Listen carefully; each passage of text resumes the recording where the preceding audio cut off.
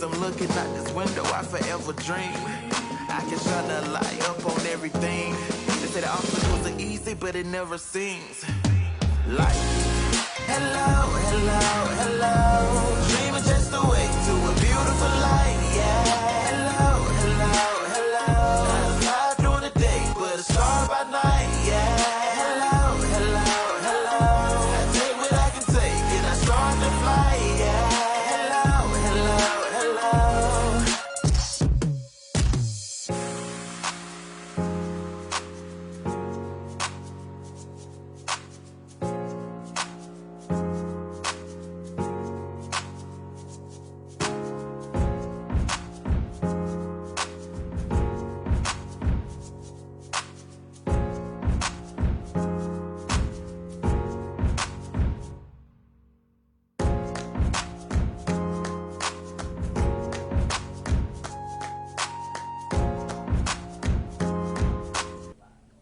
What's up, everybody? Thanks for tuning in. If you haven't already liked the page, please do so now.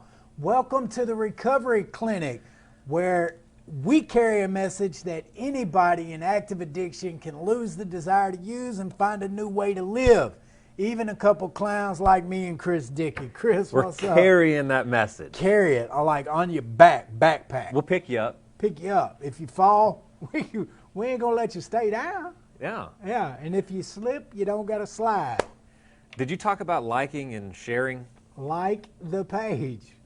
Share the video. Thank you. I don't know. I think he did. I was too busy thinking about that song. I love that song on the intro. It's a fire intro. Yeah, it is. We got the coolest podcast in the state, hands down.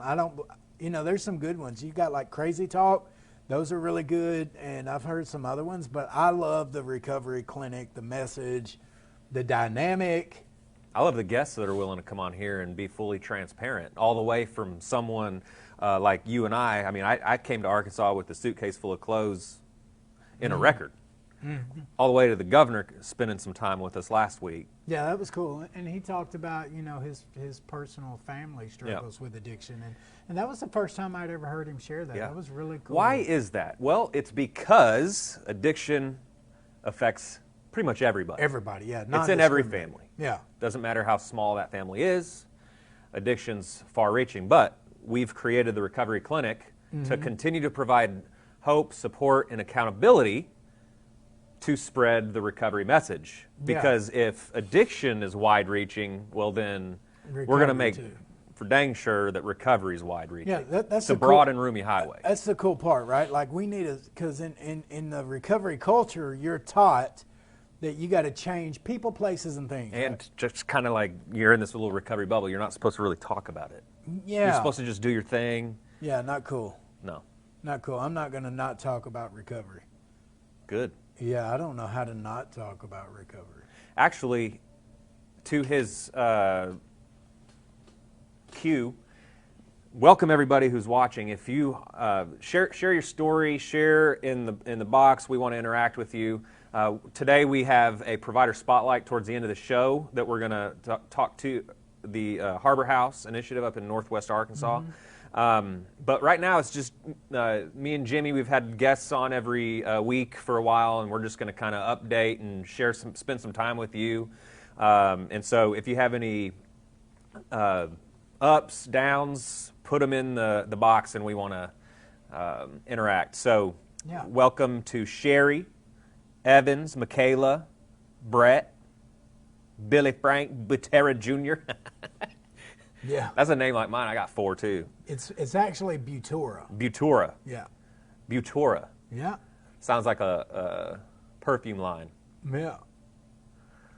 Jimmy, what's going on? You had something happen this past week.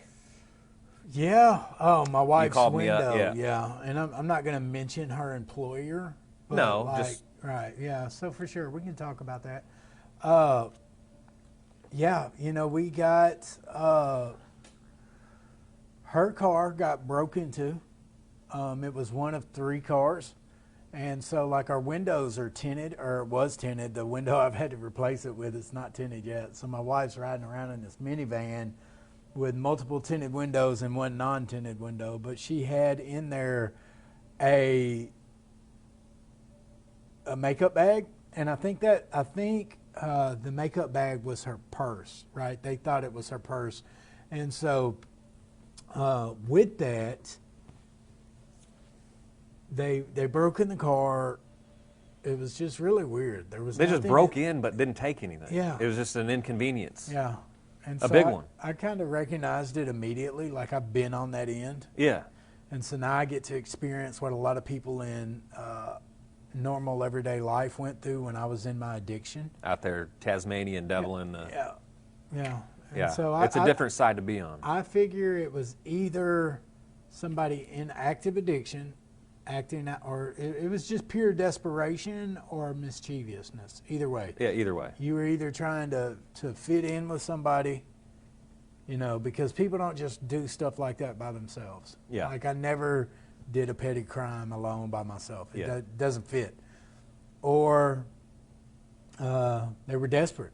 They may have needed a place to stay. They may be homeless. They may have needed that next fix. And I've been in all those situations. I was impressed how quickly you turn the perspective around from it being personal or playing the poor me, like the victim deal, and turning it into one of just trying to stand in that person's shoes and you know, trying to provide forgiveness in that situation. That was a pretty quick turnaround. And for a guy like me that is watching that example, that speaks to me, because things like that are going to happen. Remember, for those in recovery that has been in recovery for a little while, remember the first time someone lied to you, how bad that hurt? I mean, I was lying about anything. And hard to juggle that act, right, of keeping all of it together. And then when I was sober for a while, and then someone actually lied to me, man, it hurts. Yeah. It hurts. Yeah, it bothers you. Yeah. Yeah.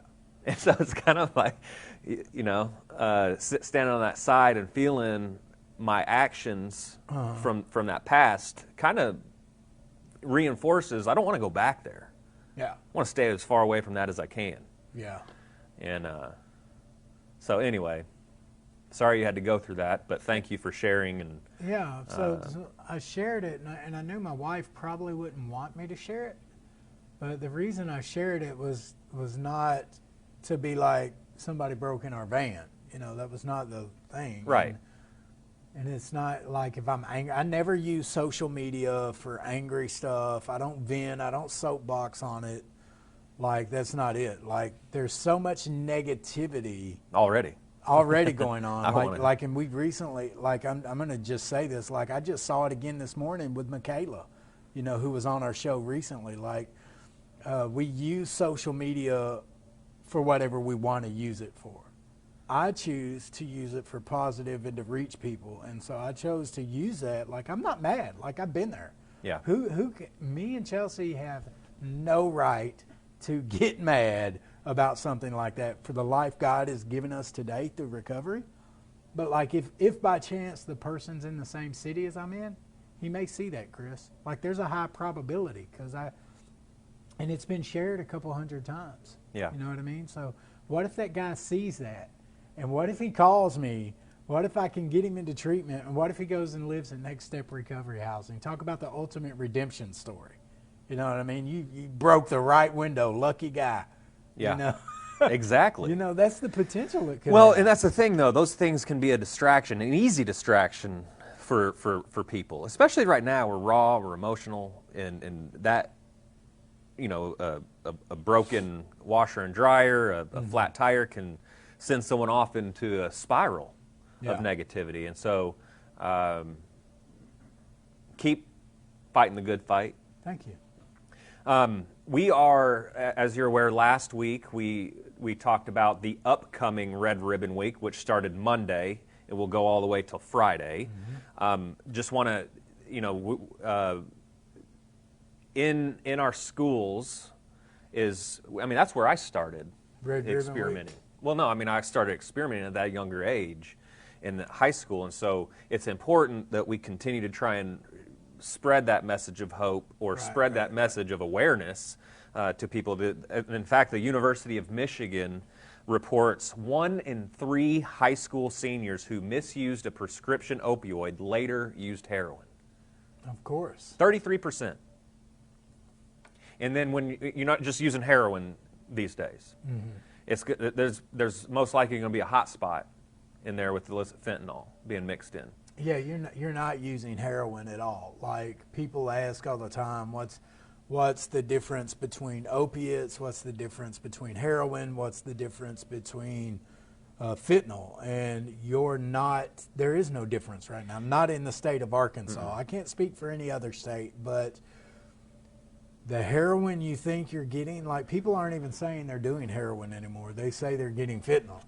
You know, if, like, I run a recovery residence where we test a group of men all the time, and those who come through, they test hot for fentanyl, right? Like, and sometimes they're saying that there's not fentanyl in there. They're adamant. Oh, no, I wasn't using that. Yeah. And then they're shocked that it's in there. I'm like, that's man. all you're using. There is no heroin anymore. Right.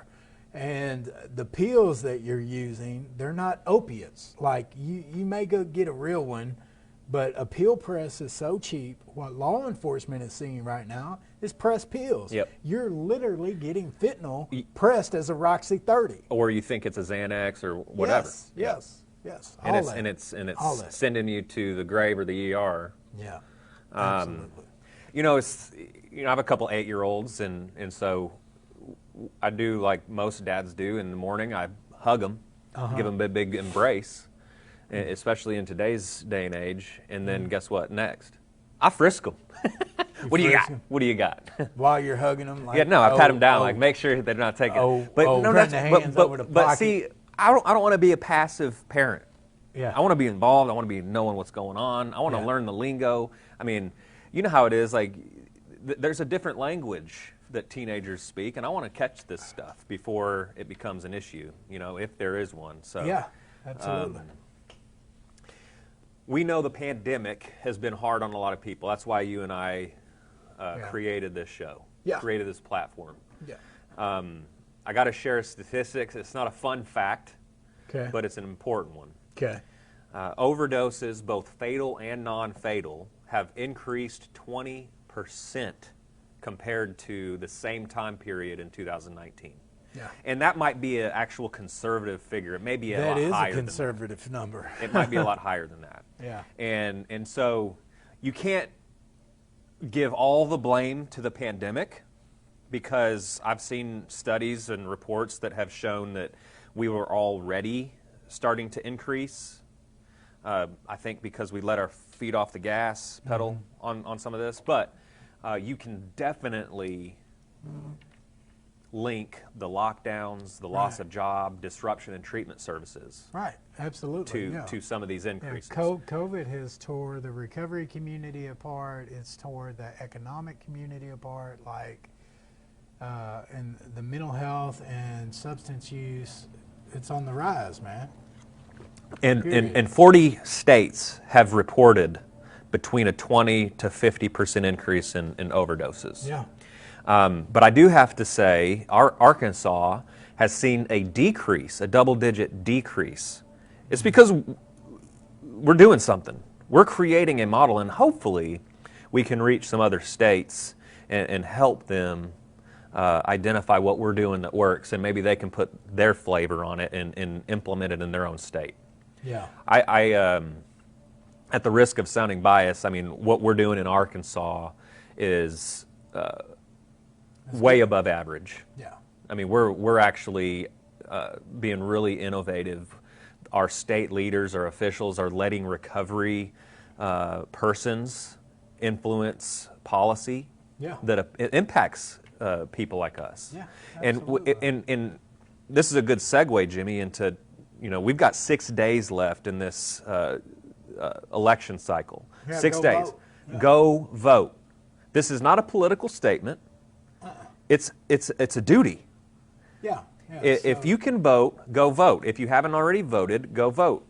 Because from the local, state, and federal level, we have to continue to recover out loud. We have to continue to vet candidates who we're voting for or interested in, and make sure that they understand addiction. Maybe what's your views what's on your views on it? recovery? That's How are you exactly- going to impact our community? That's exactly right. And it shouldn't have, political rhetoric shouldn't even be involved, right? In recovery, exactly. Right, No. like we're not talking blue or red, Republican or Democrat. That's not what Chris is saying at all.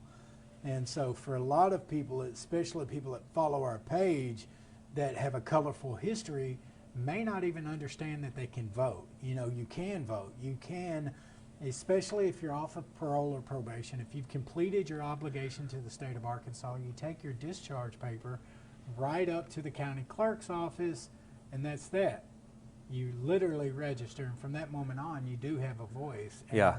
And even if you can't vote, you can educate people on recovery support, right? Like, don't let that stop you. Like, it's okay to reach out to House of Representatives, the Senate. You can reach out to everybody and ask them, you know, what are your views on recovery? Is it a criminal justice issue? Is it a health care issue? Those are the questions I want to know. Yeah. You know, and so I got to agree with you, you know, and think about that. We've got 25,000 people in the state of Arkansas that are in long-term recovery that can legally go vote, Chris. Right. That's not a small group, by the way. That is not a small group. If that number mobilizes, if all 25,000 of those were to put their support behind a secular candidate that believed in support of recovery, that makes that is officially the largest group of movement. It's bigger than the LGBTQI community. Right. That is the largest vocalized community. 25,000 recovering people. There were a few times I think I was voting and I wasn't even allowed to. I'll just go to the polls and vote. I don't even know if, hey, it felt good to me, but I don't know if it counted. But like Jimmy was saying, if even if you know that you're not eligible to vote, educate others who are. Yeah. You know, help do the research to continue to expand the knowledge of what addiction medicine is and treatment. Ear was itching. You got a little earwig in there? A little ear itch. My voice gives him the chills sometimes when I'm dropping that knowledge. That fire. Yeah. Something profound. Right. But we, you know, we're in this together. This isn't a movement. Mm-hmm. You know, Recovering Out Loud is not a movement.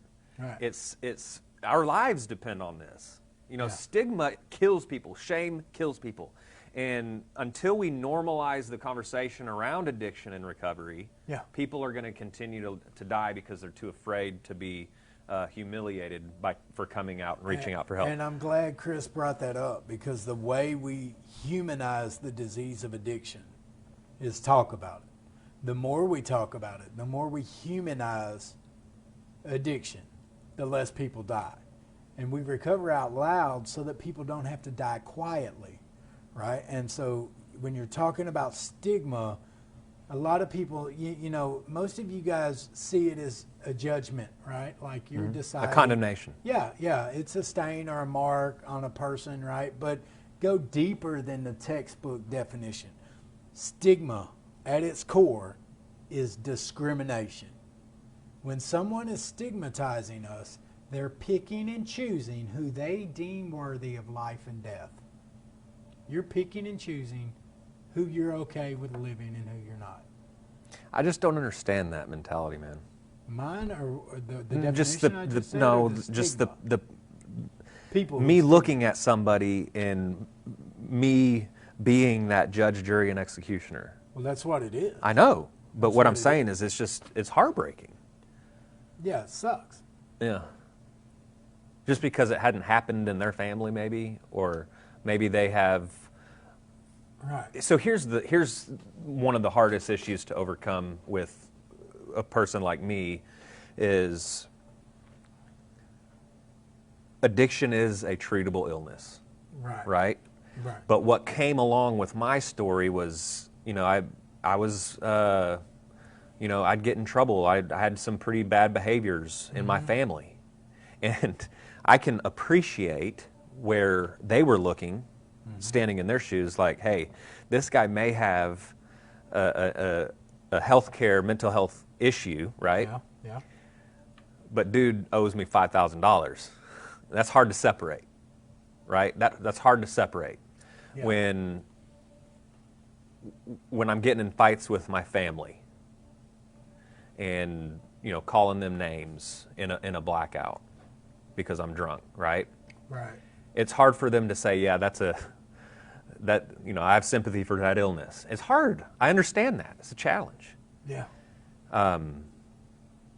But what we're doing today is why we, focus on those people. We don't give up on them. Yeah.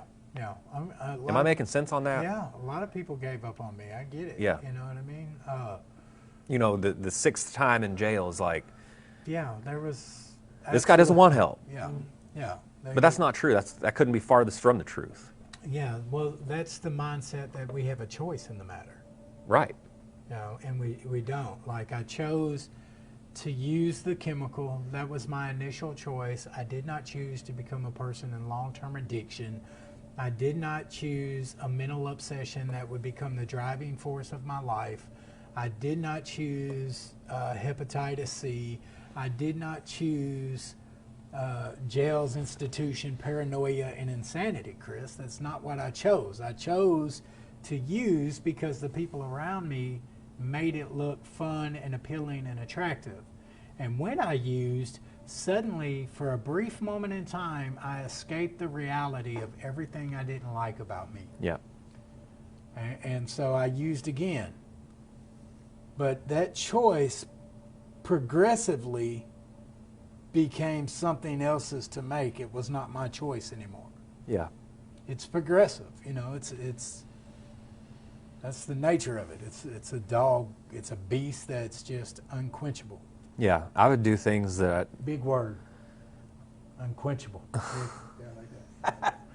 I would do things that I wasn't proud of. Yeah. I knew right from wrong. Yeah. And I know my family was having a tough time. Society was having a tough time. With you? Well, yeah. I mean. Tell me a story. Tell me a story about you causing havoc in society. So I had this. Got him. I had access to this costume department for a community theater over in Oregon. Okay. And I'm telling you, it's a big, big room. You could, and me not being comfortable in my own skin, and always wanting to, just looking for that next party, having fun. I'd go in there, and you could be the abominable snowman. You could be the cowardly lion. You could dress up in anything you can imagine. There was a full costume department.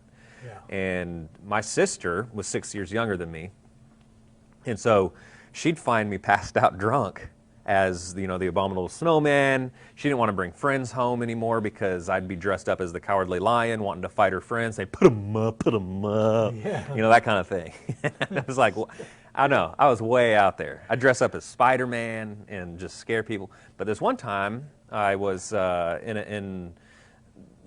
on the side of the road, and I had fallen asleep. Yeah. And a police officer knocked on my door and asked me to get out. That's me. And I had a cream 70s jumpsuit on with the big lapels and the bell bottoms and a Jerry curl wig on. And I had been reported like someone's passed out in their car. And so they were coming to do a welfare check or something. Well, they wanted to make sure I wasn't driving. So I did a field sobriety test, passed that. And he never asked like what I was thinking. It was hey, I need to say this too. This is a disclaimer. This was not Halloween. Yeah. This was in It's like coming July. up, Halloween is next week. It is, but this was in July. Okay, there's no reason for me to be dressing up. Yeah. And so I drove off, and not more than 6 minutes later, the pretty blue lights were pulling me over. And what had happened was I was trying to adjust this Jerry curl wig I had on, and it got caught in my rearview mirror. Uh-huh. And so I was wrestling with it. And then when I saw the policeman behind me, I let it go. So it's just hanging there now. Yeah. Cop comes to my window, pulls me over, and I said, "Yes, officer, what's going on?" And he says, "Well, I saw you swerving back there, and then I, kind of saw I saw you, Yeah. and I thought I need to pull this guy over to see he said, I pulled you over because I was intrigued as to what in the hell you're doing. That's what he said. And, you know, sometimes in active addiction we have these moments of clarity. And I looked at him as honest as I could be. I said, you know, I'm wondering what the hell I'm doing too. I don't know. I'm out here by myself. I don't know what I'm doing. But anyway, so there's a story that you asked for. I don't even know if I answered your question. That's good. That's good. That's good, man. That's hilarious. That's good stuff. But stigma kills, shame kills. We need to continue to open up the conversation. Yeah. That it's okay to struggle. It's okay to be out here suffering. Yeah, it's okay to share your recovery too. Yeah. You know, it's okay. Like, we've got to get out of that mindset. Like, there's, like, in the personal recovery program that I work, there's, in that recovery-oriented literature that I study out of, there's a place in there that talks about a diverse group of people, right, that bring new, innovative ideas to the atmosphere of recovery. And so those new, innovative ideas are stuff like social media support and outreach.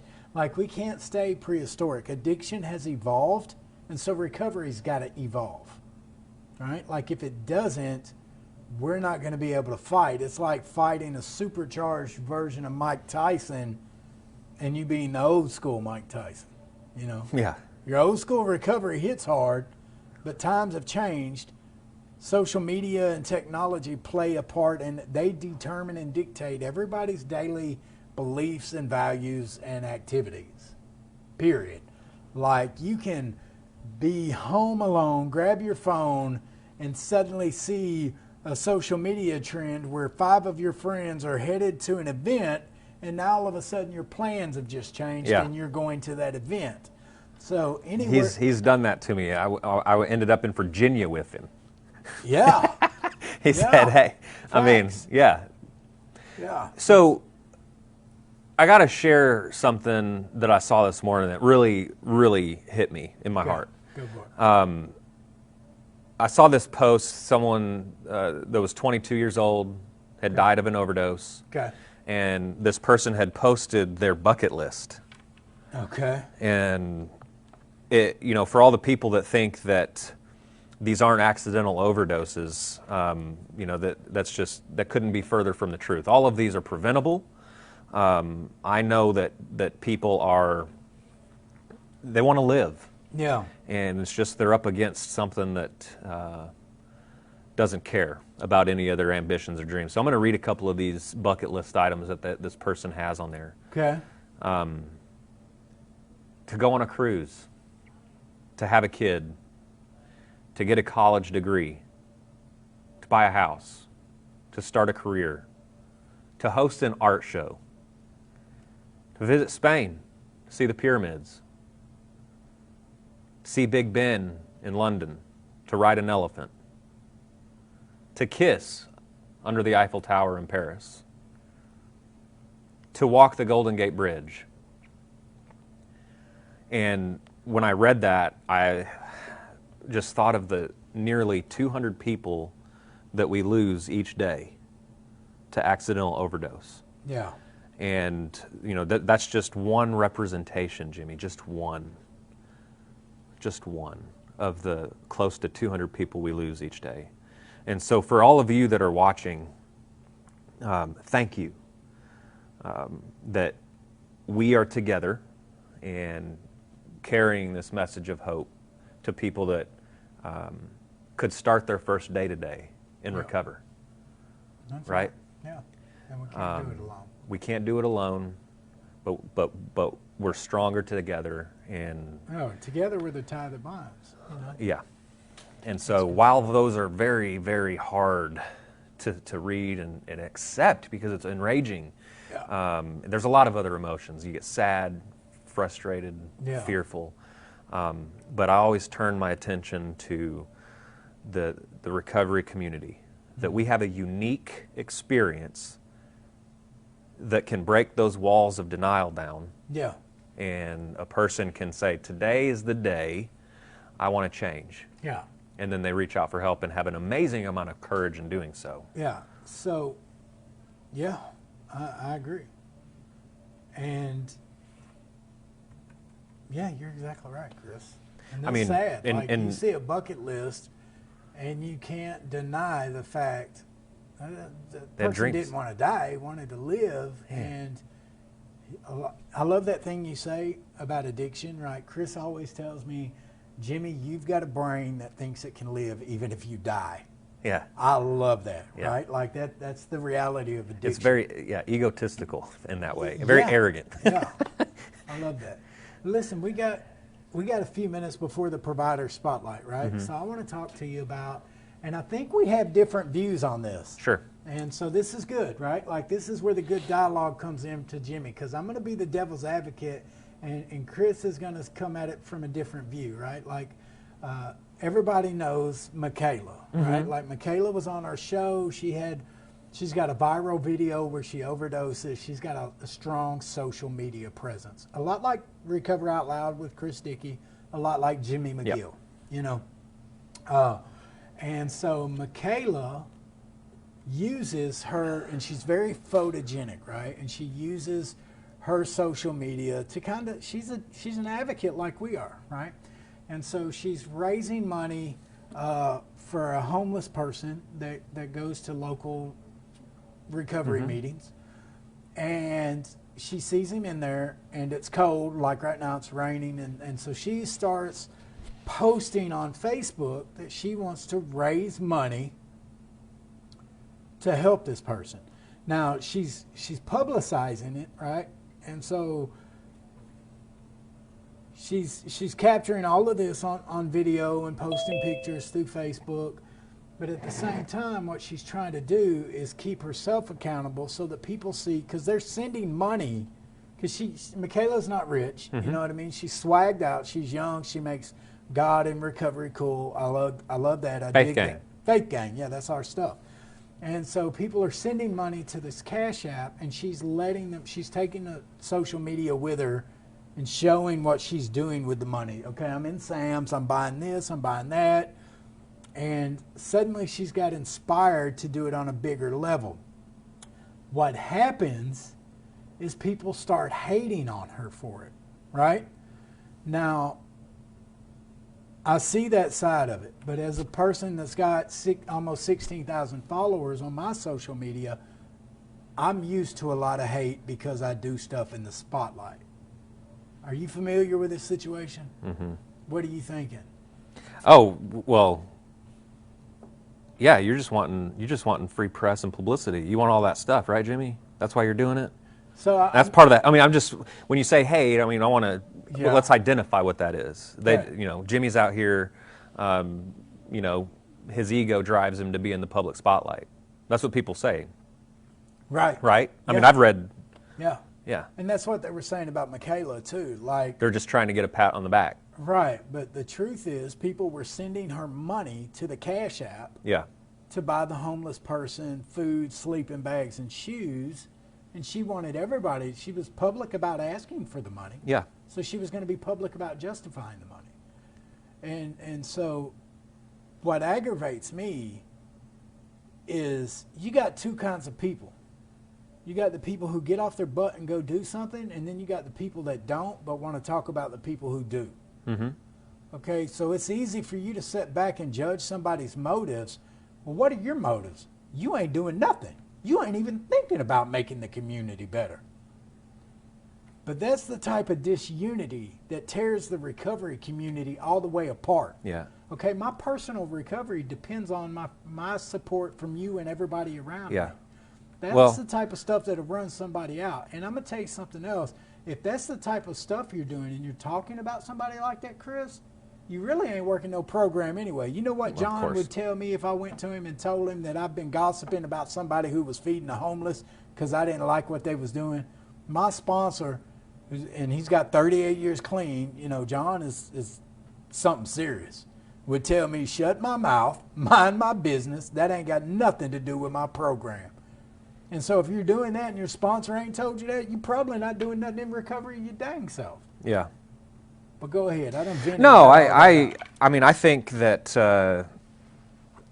I'm aware of that situation, and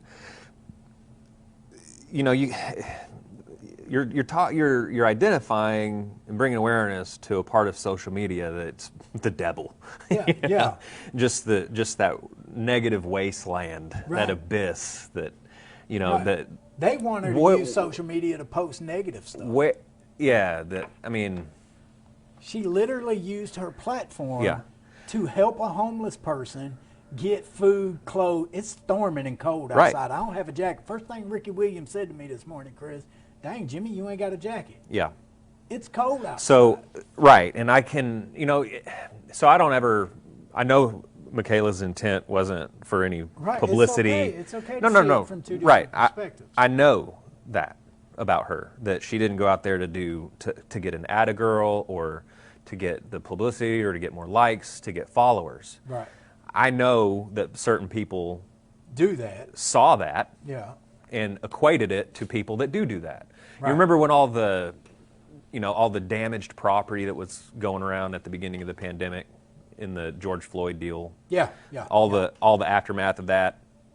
And there's people like Instagram influencers that were going around like posing with a hammer that made it look like they were putting things back together, right? But it's on social media, you don't get the backstory, you get the headline, and then you make up your own assumptions. Yeah. And so you have people that are equating Michaela's deeds with Selfishness. those types of people that are out there just to get a couple likes, to show social justice, or to show helping one another. Yeah. We can turn anything into a negative. I mean, So, you can take know what it reminds me of? It reminds me of Christmas in Recovery, when I would be on Facebook raising money to take Christmas to the addicts that are stuck inside treatment centers alone during Christmas. You're a jerk. I'm a jerk for that. Shame on me for wanting to bring hope to people. And Yeah. so, but the question goes. But see, I think where some of these people, their argument is they see it as exploitive. This person may not want their story blasted all over social media. I think that's part of what some people where they come from. Yeah. So And I can see that. but how is she going to raise money if she doesn't bring awareness to it at the same time? Right. This could be the beginning of a brand new movement. well, I mean, a new nonprofit where Very- she's able to, you just. I try to stay. That's what we did. I try to stay out of condemning people's actions Right. in this light, because I don't know what's going to happen. If it's not meant to be, it won't. If it's meant to be, then there it is. So did you see anything wrong with what she did? That maybe you would have did different. Maybe, Maybe. but there's always room for growth. Yeah. Yeah. So, the way I see it is like Michaela brought light to what Jimmy and Chris do. Mm-hmm. We're social media advocates, right? Like God didn't take that fight out of us, He redirected that fight. And so she used social media for the same thing we do. She just reached a different crowd. It wasn't substance use recovery. It was, going into Social issues. Social issues, yeah. And you're very right. You're helping the hopeless. And You're helping people the throwaway people. Yeah, and from what I understand, her and Rachel have done it bigger and are going to feed a whole encampment this weekend. Good.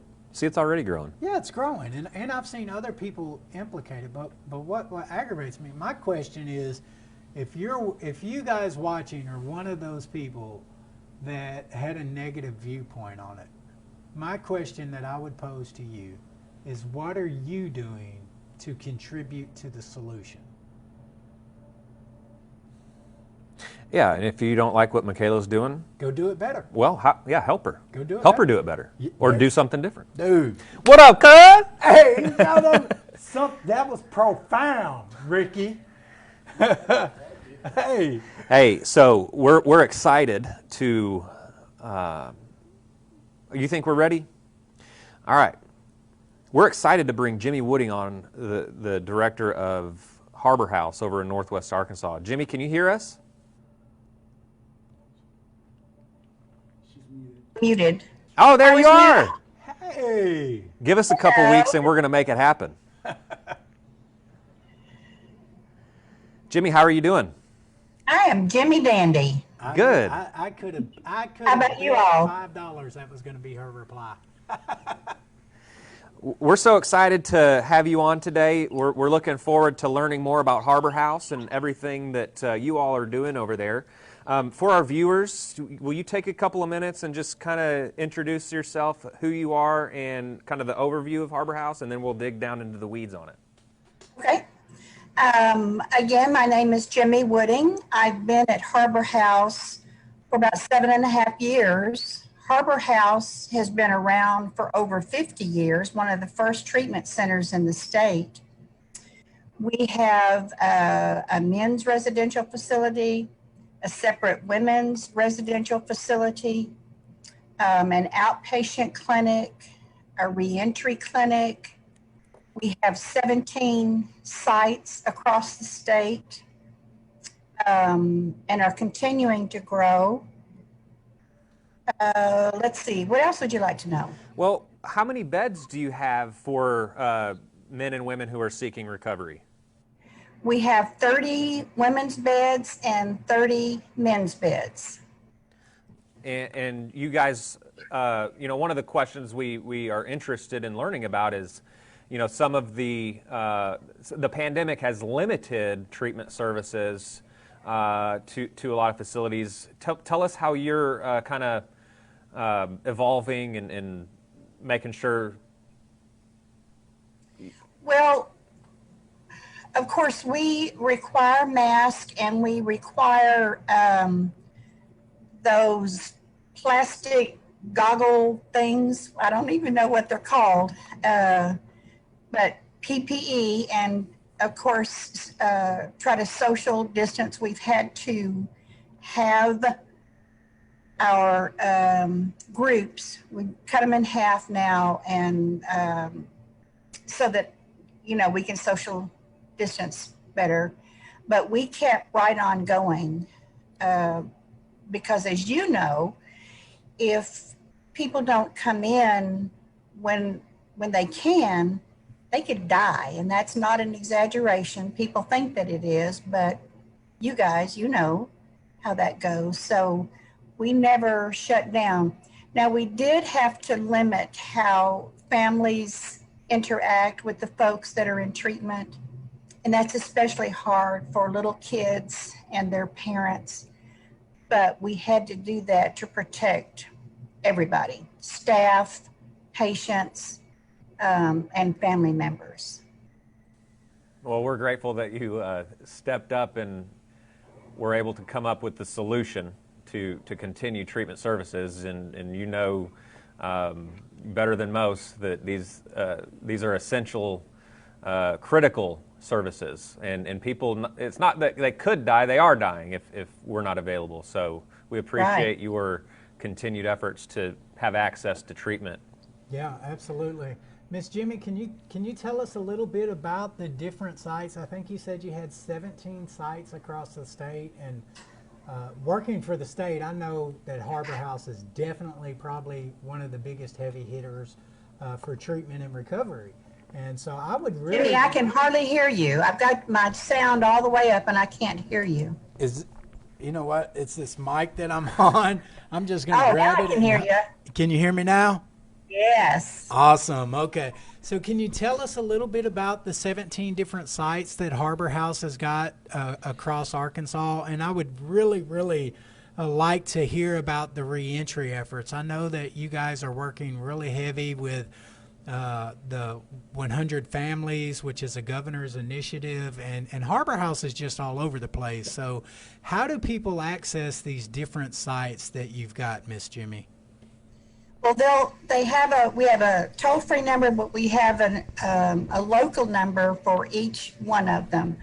We're in Northwest Arkansas. We've got 2 offices in Northwest Arkansas, up and down I-40 in Ozark, Clarksville, Russellville. We're down in Texarkana, West Memphis. We have an outpatient clinic in Hot Springs. So we're spread out. We're not in Northeast Arkansas, but the sites that we have are located where there's an ACC office, Arkansas Community Corrections, so that when someone comes out of prison and they go see their probation or parole officer, they usually send them to us to get a recovery coach, a recovery life coach, we like to call them. Nice. And we work with them to help them get a job, get some housing, just kind of a leg up. And we've just recently gone into the courts, circuit courts, district courts, and now we're working with police to do, like if they get picked up for something, they are given by the police officer, and it's up to them, their discretion, to come and see us and work with us rather than going to jail. It was piloted off a program that was developed up in Bentonville. And then Fort Smith modified it for their use. So we've been able to help folks, I think, reduce the jail population, the prison population, and just help people get like a reboot, so that they can have a productive, meaningful life. That is absolutely amazing, Miss Jimmy. Do you guys have any intention anytime in the near future of possibly moving into the Northeast? I think you said you didn't have facilities there. Well, we did have an office up in Jonesboro, but we weren't getting the referrals that we needed to be able to keep it open. And so we haven't had a big request as yet, but we typically go wherever ACC needs us or wherever the courts say that they would like to use we call them an alternative sentencing, but it's just like a diversion program. The courts seem to really like it. Judge Carnahan and Conway designed a program, and that's typically what we'll do. We'll work with the courts to let them decide what it is they want to do and how they want to do it, and then we just provide some services. So thank you for sharing that. I want to go back up a little bit. You mentioned recovery coaching, and we know that, like you said, that we can't arrest our way out of this issue, and people don't need jail in a lot of cases for those pure drug offenses. They need an option, an alternative to that, and in a way for them to learn more about the disease of addiction and how they can arrest it, and like you said, have a happy, joyous, free life. Talk to us about the recovery coaching program you have. What are the ways in which someone can get involved with that if they want to help? We have not this year had a training for the public, but our program is NADAC approved, and we will be offering, we're getting a national certification in coaching. So next year we will open it up to the public.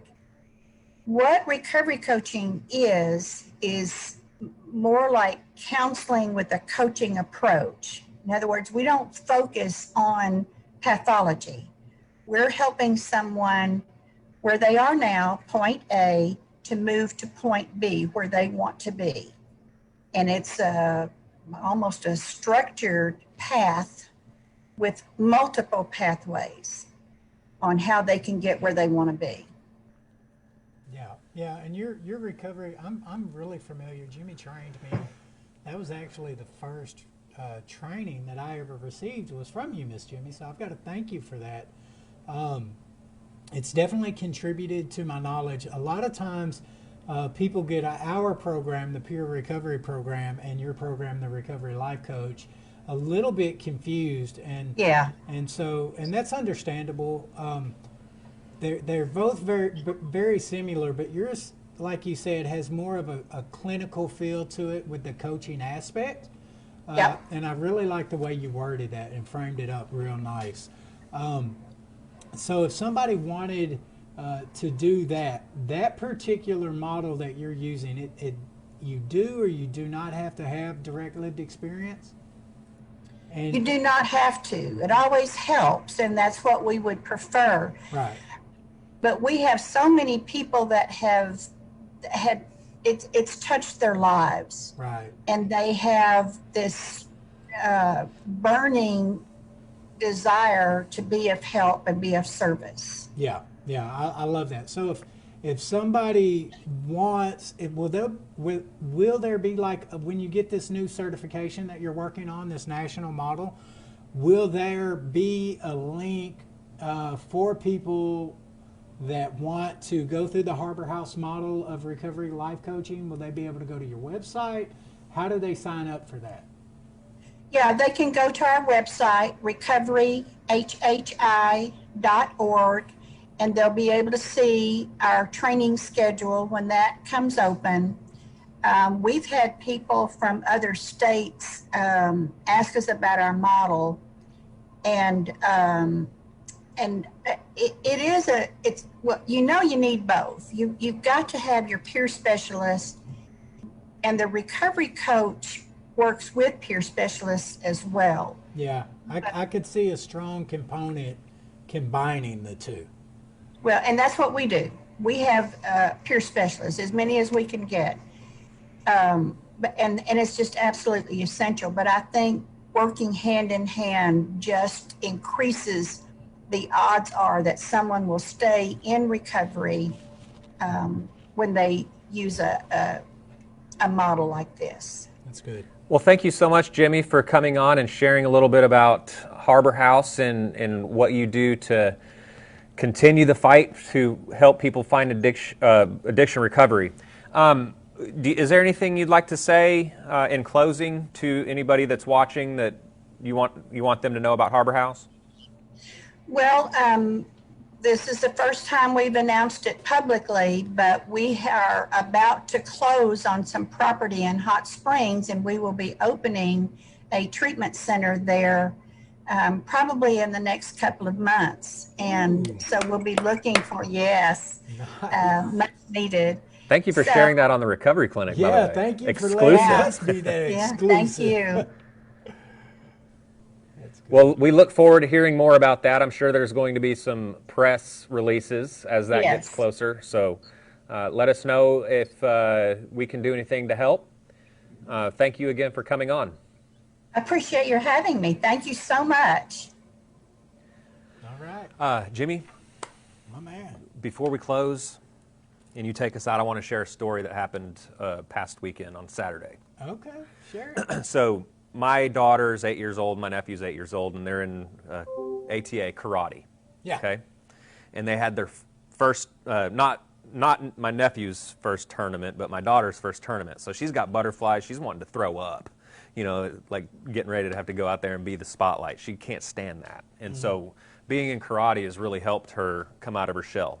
Right. And so she's out there. They do something called forms. It's a routine. It's solo. They're doing hi-ya kicks, and it's for that specific belt. Yeah. And in addition to my daughter, obviously, there's other kids that are there too. So there's this little boy across the way who has to get up there and do his forms. And he's probably 6 years old, yellow belt. And I see it's just him and his daddy. His daddy's over there on the bench. He's got this mask on. He's former military. Little boy gets out there, does a quarter of his forms, and then forgets, right? Okay. And he has to stop. And you can tell, even at that age, he was embarrassed. he went back down and sat down, and he's looking at his daddy, and his dad pulled his mask down and said, "I'm proud of you. Yeah. I'm so proud of you." And the kid's sitting there thinking he's going to get some disapproval, or you could have done better, here's what you did wrong. And that dad didn't do any of that. "I'm proud of you." That's good. And I watched this whole thing, and he looked up at me, and I just went like this, you know. I said, "I saw that." Yeah. You know? I said, "Thank you for doing that." Because we put so many expectations on not only our children if we have them, Yeah. but people. Yeah. Like Michaela. People are putting so many expectations on this person because she's out there trying to help. Yeah. And for those of you who are watching, instead of giving a critical piece of judgment or something negative to somebody, look at them and say, "I'm proud of you. I'm proud of you for trying. I'm proud of you for doing something different. I'm proud of you for trying to put a positive ripple into another person's life." Isn't that what it's all about? Isn't that what it's all about? That's good. That's good. Chris almost made me Take cry. us out. Hey, listen, tune in next week at 11. I think we got a movie star next week. Yeah, we do. Yeah. Have you guys Former- seen the movie Blow with Johnny Depp? Yeah, I'm sure they have. Hey, his girlfriend. There is not his, it's the cartel's girlfriend. Cartel's girlfriend. Her name is Jennifer Jimenez, and her husband Tim Ryan are going to be our guests. They're hailing all the way from the West Coast, and so we're excited to have them. We're going to have them on for the whole hour, talking about both of their lives in recovery and what they're doing today. Absolutely. Hey, listen, we love you guys. Thanks for watching. If you haven't done so, please like and follow our page. Share the page. Invite your friends to share it. That's where you get the buy-in and the growth. When you share it to your friends, asking them to check it out. This is where they might read or see something on our page that may plant the seed of recovery, and we'll hope that God waters it. Thanks, and we'll see you next week at 11.